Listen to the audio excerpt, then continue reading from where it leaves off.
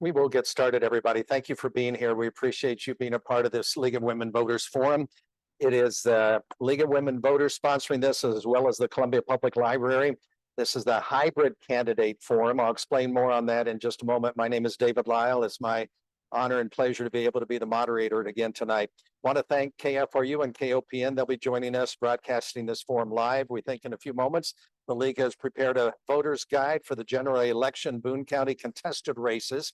Also the ballot issues information and information on judges. You can get that at the website for the League of Women Voters. That website is the initials of the League of Women Voters, LWVCBC, standing for ColumbiaBooneCounty.org. Tonight, we're focusing on the general election contested races for Missouri state legislators in Boone County. That would include Senate District 19, State Representatives Districts 44, 47, and 50. For League of Women Voter candidate forums, both candidates in a two-person race must be present according to 501c3 rules. We're disappointed that two of the candidates in a couple of the state representative races are not able to join us. John Martin and John Potter let the League know that they are not going to be participating in tonight's forum. Mr. Martin is the Republican candidate for the 44th district, and Mr. Potter is the Republican candidate for the 47th district. So we're not going to be able to have a forum with those two candidates, but we will be able to have a conversation with their opponents at the end of the two forum segments that we'll have. It probably doesn't make any sense, but it does too, if you'll just stay with us. So after the two segments where we do have both candidates, we're going to end the what's called the formal candidate forum, and then we'll do the conversations. And we'll get to those candidates in a few moments. In order to accommodate John Lane's schedule, we're going to start with the candidates for the 50th state representative district, and that is Republican House candidate John Lane and Democratic candidate Greg Bush. Each candidate is going to have 2 minutes for an opening statement, followed by a couple of League of Women voter questions. Then we have questions that you and the audience here in the Friends Room at the library can write on the index cards, catch the attention of a League of Women Voters member, and they will bring that question up front. If you're listening to us or participating via Zoom, you can use the chat section there to provide a question for the candidates. When we do get to questions, each candidate will have 60 seconds to answer the questions. If we need more time or a follow-up, let me know and I'll come back to both of you. We do ask the same question for both candidates when we have a contested race with both candidates present. So the questions need to be appropriate for both candidates. So at the end, we'll have a 1-minute closing statement. Candidates will give their closing statements in the reverse order of their opening statements. If all that is extremely clear on this Thursday evening, we're going to start. John Lane, welcome. Glad that you're here. We'd like to hear your 2-minute opening comment. Thank you, David, and thank you to the League of Women Voters for the opportunity to be here this evening. As David said, my name's John Lane, and I'm running for the 50th House seat of the Missouri House of Representatives. I was born right here in Columbia, and my parents were in school. My mom was a teacher for a business school, and my dad was in veterinary school. And after he graduated from vet school in '71, we moved to Clinton and took over my grandfather's veterinary practice, who was also a graduate of Mizzou in '51. So interestingly, the three of us graduated in '51, '71, and '91. So I grew up in Clinton. I was active in school activities there. I was active in scouting, and I did a lot of volunteer work for the Red Cross. We had a disaster team that would go out, and so we had a number of fires and different things like that we would volunteer with to help to take care of the victims and such. From there, I came back to Columbia for college. I started out studying for the School of Accountancy. It was at that point I decided that I wanted to work with people, and I wasn't going to necessarily do that as much behind a desk. So I transferred to the hotel restaurant management program, and I enjoyed that probably the most of my college experience because of the way it was set up. We had theoretical as well as practical applications. and actually got in the kitchen and cooked and such. So that's what led me to my career in small business. And I appreciate the opportunity to introduce myself to you this evening. Thank you, John Lane. Greg Bush, you have 2 minutes for your opening comments tonight. Thank you, David, and thank you, John, for being here as well. Thank you to the League of Women Voters and to the Daniel Boone Regional Library. I love being here in this temple of the First Amendment, making sure that we all take part in democracy. My name is Greg Bush. I am a registered nurse by trade. I haven't always been a registered nurse. I say that I began my healthcare career back in 2006 as a janitor in an ICU, cleaning beds, cleaning toilets. And because somebody took the time to invest in me, I was able to go through the accelerated program at Sinclair School of Nursing here at MU. And after that, I became a med-surg nurse, worked my way up from being a floor nurse to a charge nurse on the floor to a charge nurse supervisor.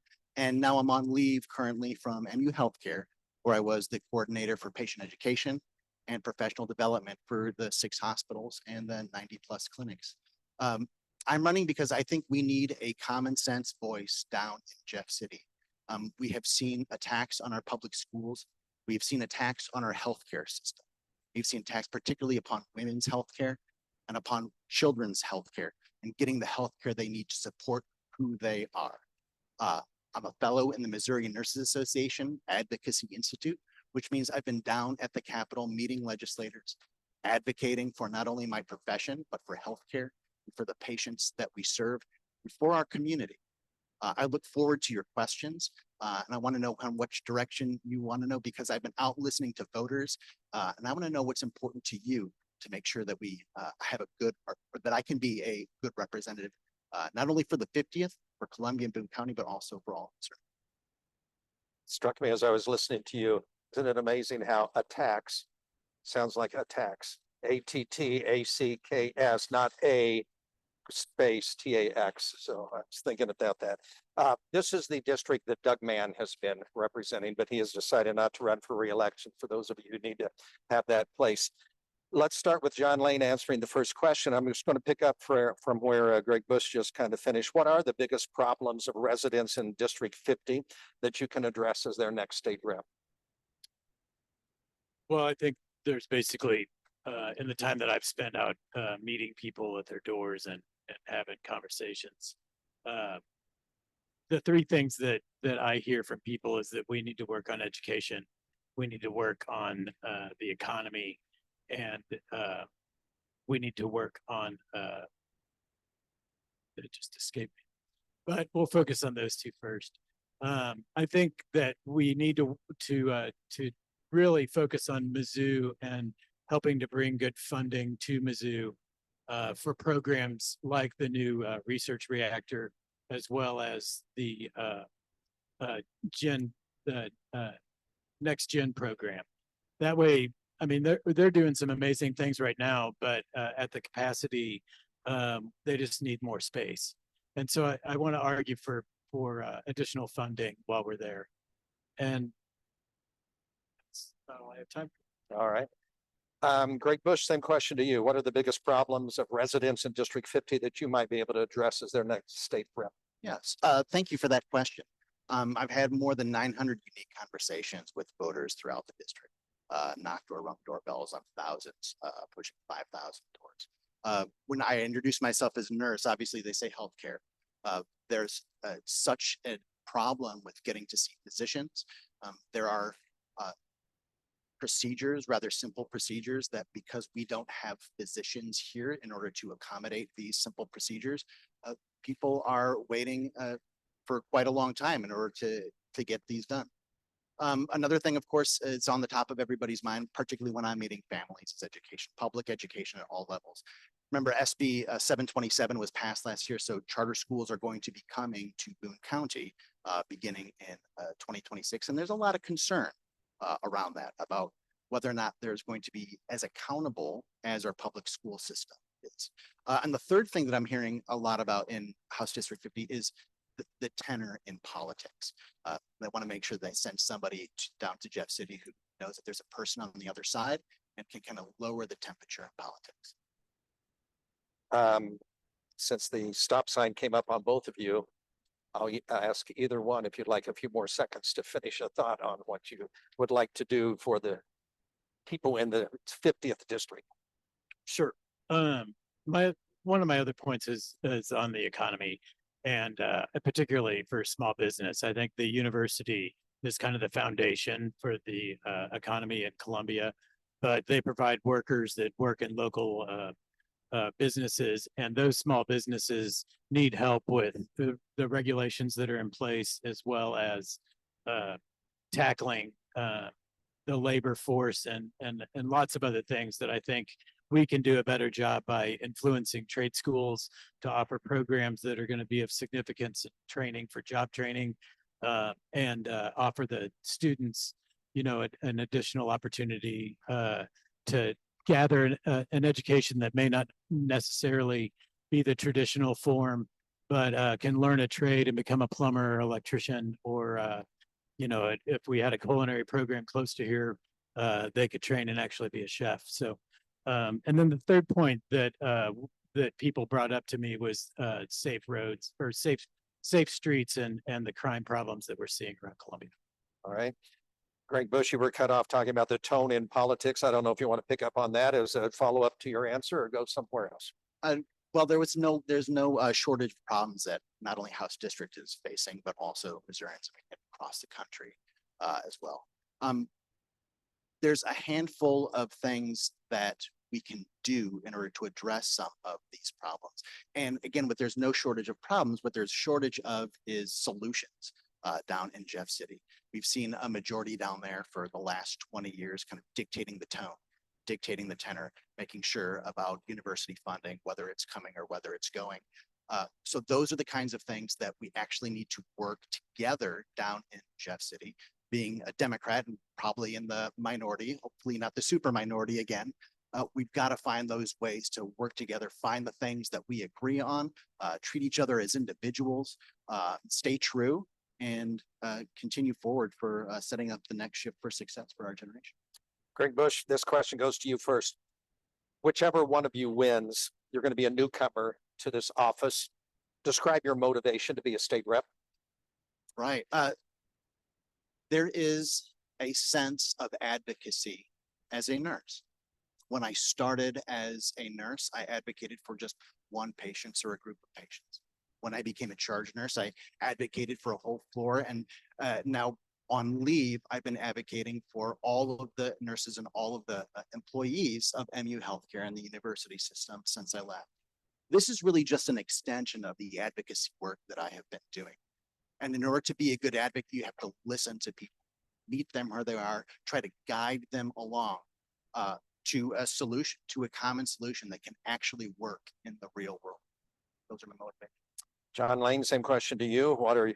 Describe your motivation to be a state rep. With everything that I go to do, I try to leave it better than I showed up for. And I felt like after living in a community for close to 4 decades, that it was time that I start to give back. And entering the race was one of those ways that I feel like I can give back to the community. I've seen us grow tremendously over that period of time. And Columbia has changed a lot. When I was born and lived here, Green Meadows was basically a small street as opposed to the developed street that it is today. Where I had my restaurant at Providence in Green Meadows was still a pasture at that time. And I've had the opportunity through college to watch the Providence Road expand from 2 lanes to 4 lanes. And so with that growth, there also comes other opportunities. And I feel like we need to do a better job of seizing on those opportunities, but also we need to support the residents and the businesses in town to make sure that they're going to be able to thrive and the economy can continue to thrive. John Lane, this will come to you first. It's one of the League of Women Voters questions. It's actually got a few parts to it, but it's related well. Do you think Missouri should spend its excess tax revenue, return it, or put it in a rainy day fund? And if you want them to spend it on what? I think that the budget at the state level has grown massively over the last 10 years. And it's time that we start to become better stewards of that money and cut spending.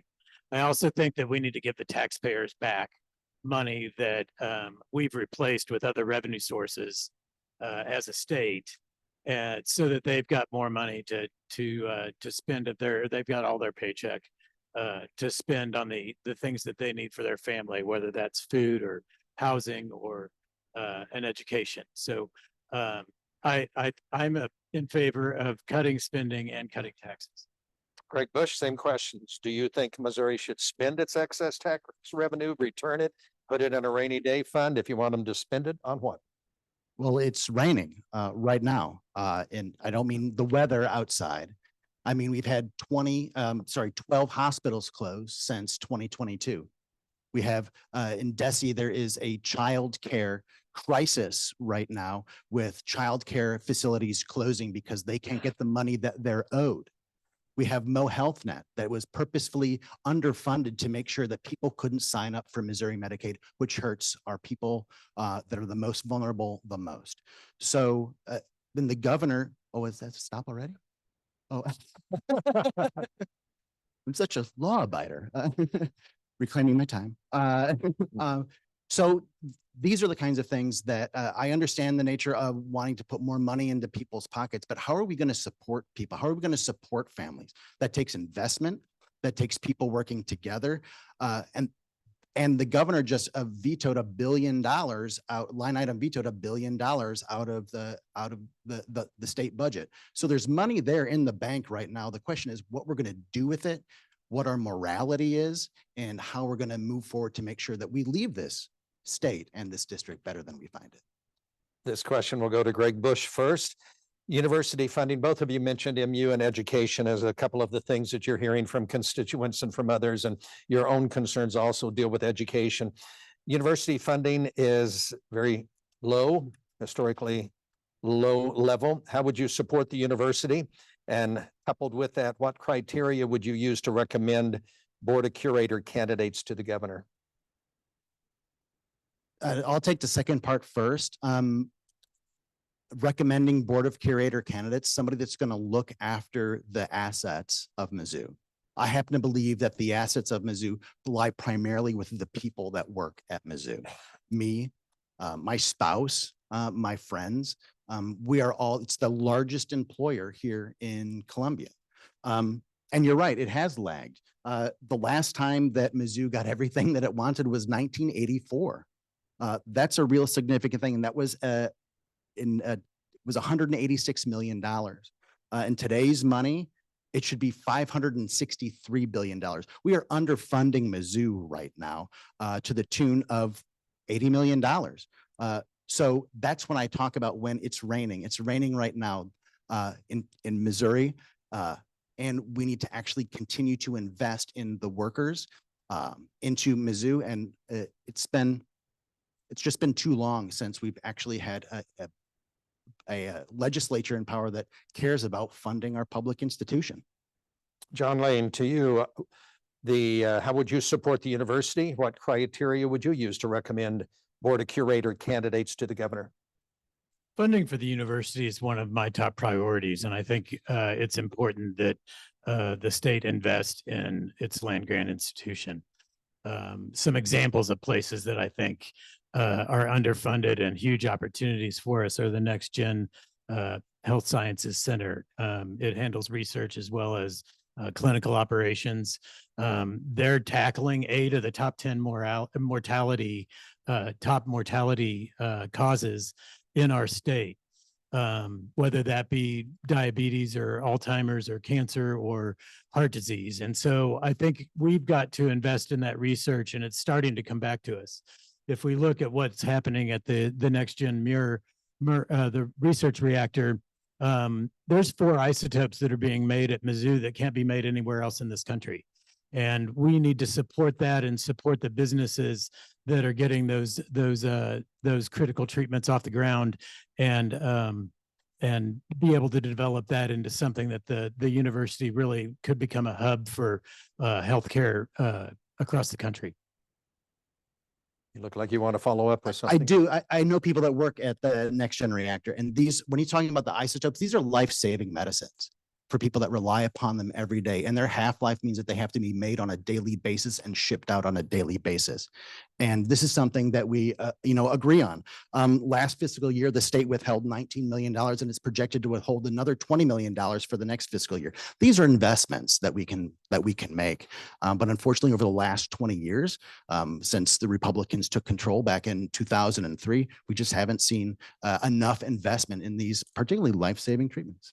John Lane, you want another comment on this particular issue about MU? Well, the only other thing is I think MU could be a leader for us in mental health care. I think that a lot of our narcotics addiction, substance abuse treatment and prevention, really the root cause is going to be addressing our mental health.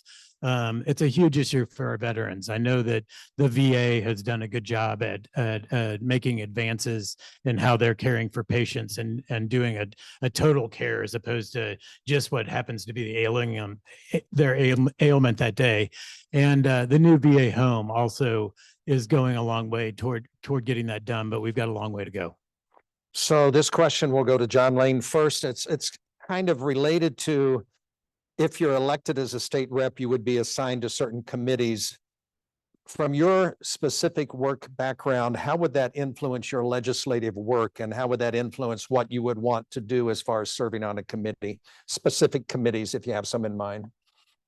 The committees I'm most interested in are going to be higher education, the agriculture committee.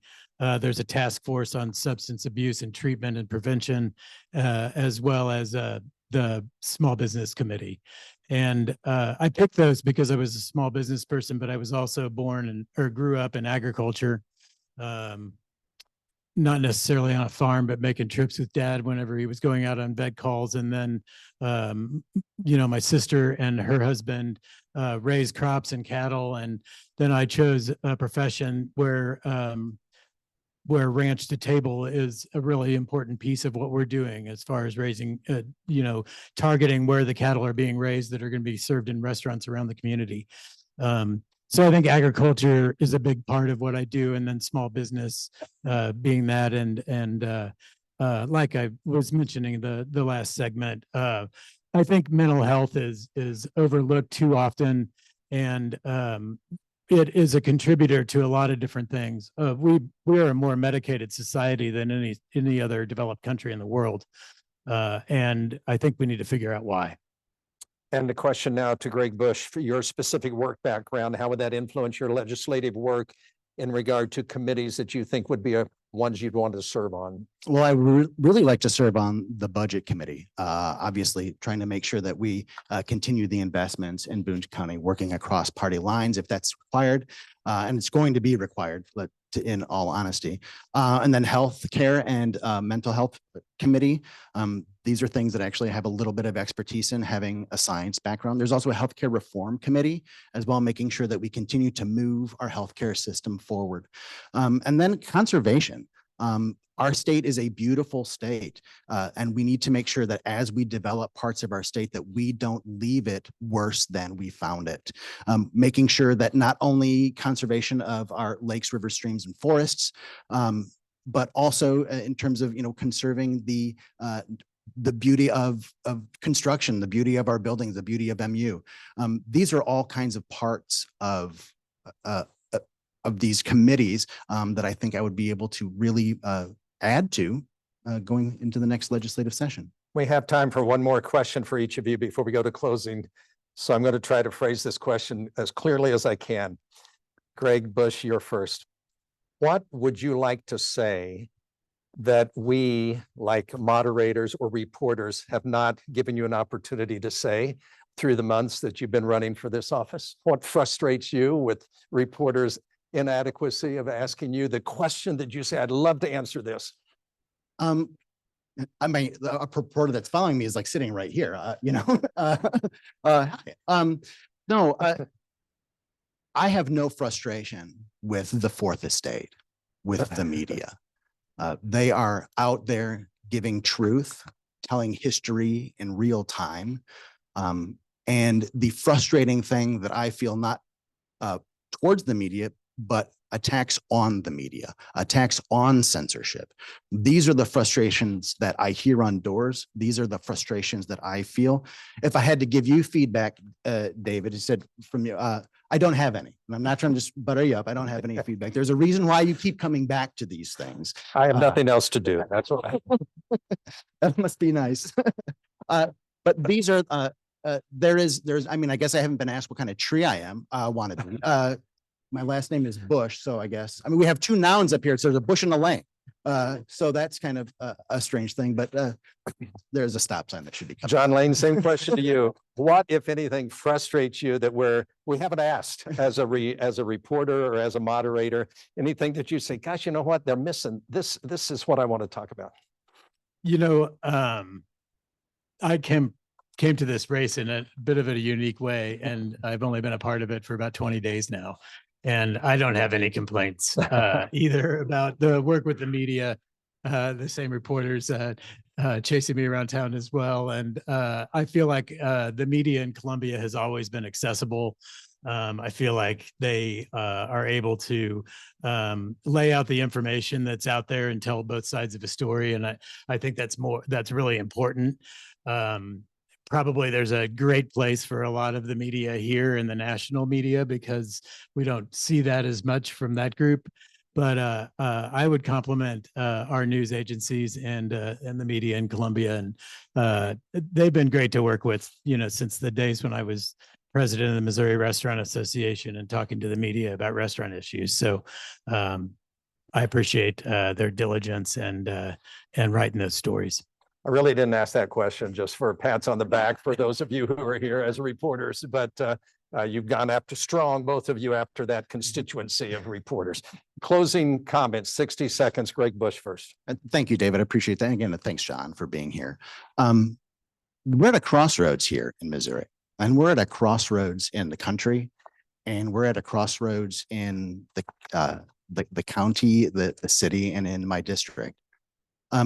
It's going to remain to be seen what, in terms of a national election, kind of whether our democracy will survive in a lot of ways, whether we elect somebody who doesn't want us to vote or whether we go a different way. I'm really excited to be in this race. I think it's going to take somebody that has a head, heart, and spine to go down to Jeff City to make sure that it's somebody who, for instance, for me, I've never checked a political party before I've checked a pulse as a nurse. This is something that we need to be able to talk to each other as individuals. And I want to be a part of the solutions. I want to be a part of listening to other people and making sure that our employees and our workers are well taken care of. I'm excited for the Healthy Families proposition too on the ballot. John Lane, your final comment, please. I thank you as well, Greg, and League of Women Voters, and you, David. You know, the thing that I aim to accomplish as in this race, if I'm elected to represent you, is to bring a new form of consensus to Jefferson City. I think even though there's a super majority right now of Republicans, even that group can't get along. And we've got to start working together again in order to accomplish the needs of our communities and to represent our constituents. The best way, I think, to do that is to sit around the table and to actually have some discussions and to allow all of the legislators to participate in that process, as opposed to just being told what needs to be said or what you can say today. And so that is what my charge is. Should you send me to Jefferson City, is to work across the aisle and come up with common sense solutions for Columbia. John Lane, Greg Bush are the candidates for the 50th Legislative District House of Representatives in Missouri and Jefferson City. Thank you both for being here. I'm going to look to Tom right now. Are we on radio? Let's take a 2-minute break. We will reset the front table and we'll have our next two candidates on the at the front. We're at the Columbia Public Library for the candidate who's going to be here but is not here right now. So we are going to do a conversation.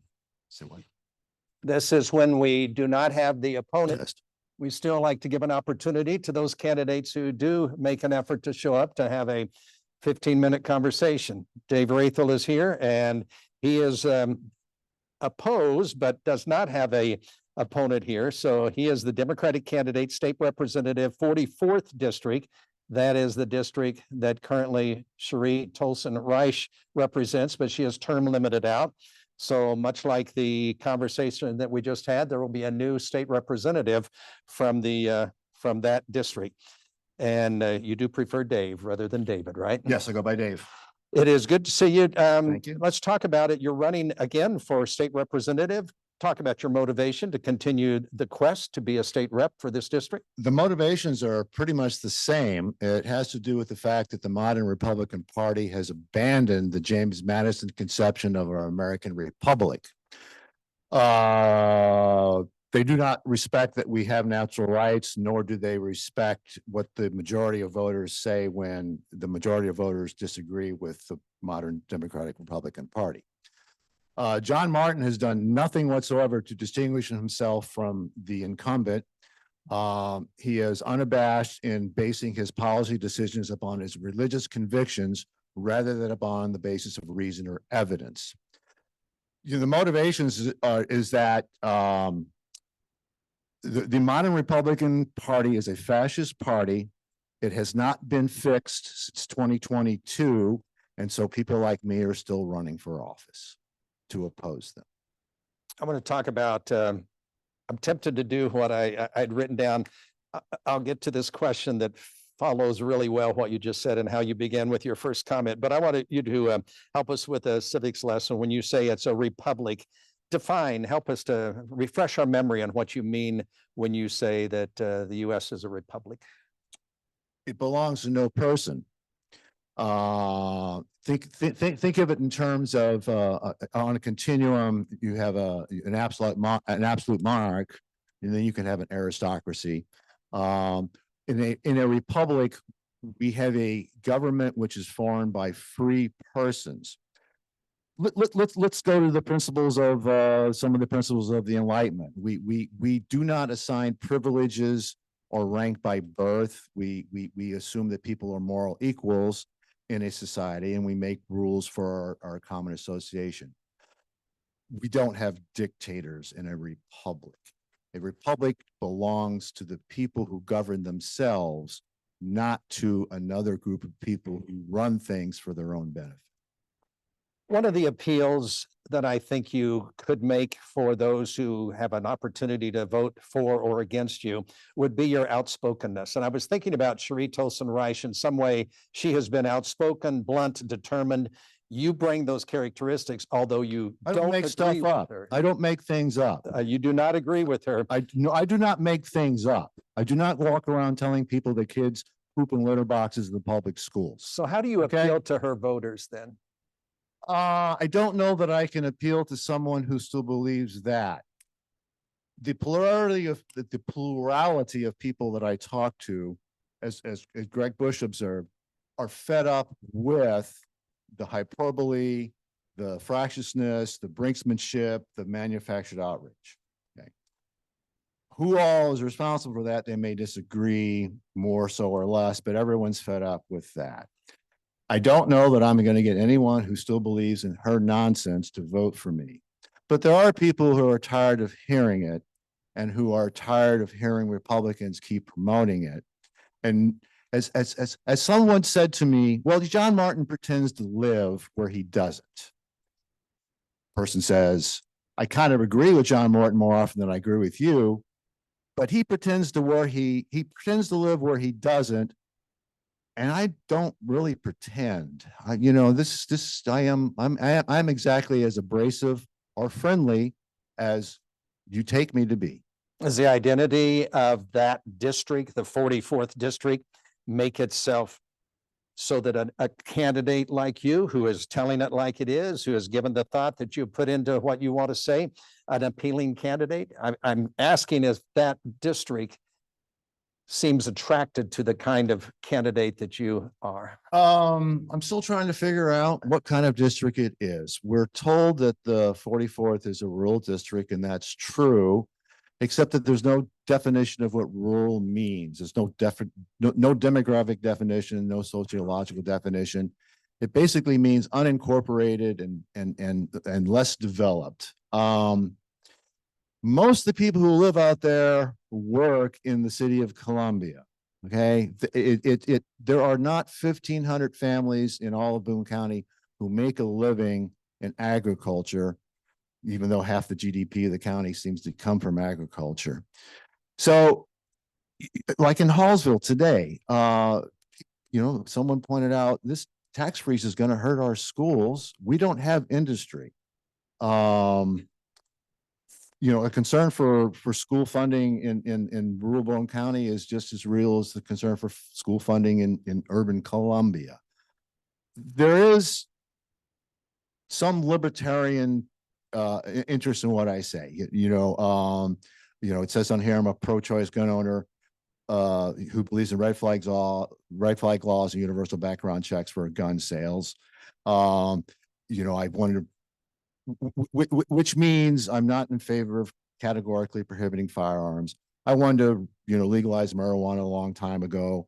I do not categorically prohibit, oppose gambling. I'm going to vote no on Amendment 2 because I think it's a sucker's bet, but I'm going to vote yes on Amendment 5 for the riverboat gambling or the gambling at the lake, because, if boats and moats is, a con that other cities can enjoy, I don't know why the Lake of the Ozarks doesn't have its opportunity.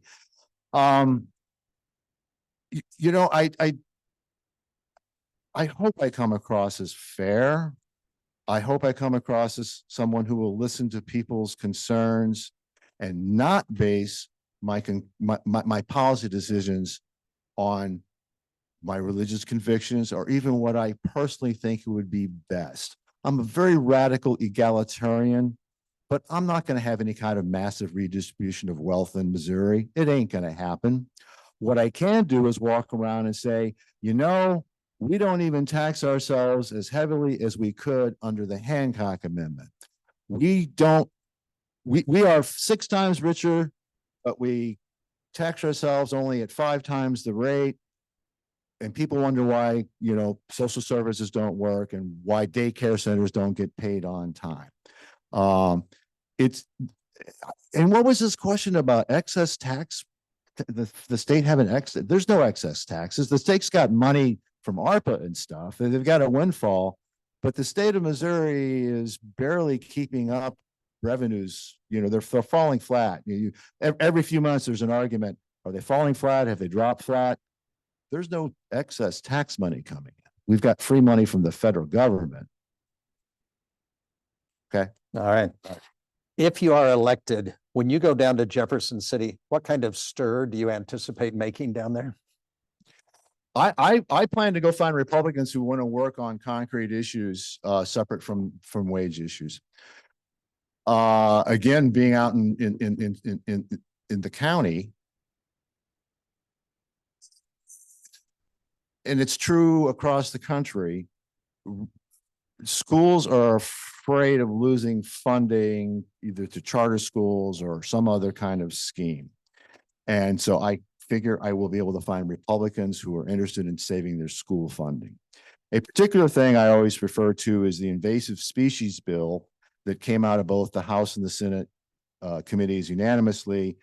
Never got to the floor only because I was told Ben Baker out of Neosha went to Dean Parker and said, don't bring it to the floor. I don't want it to happen. And so it didn't come up.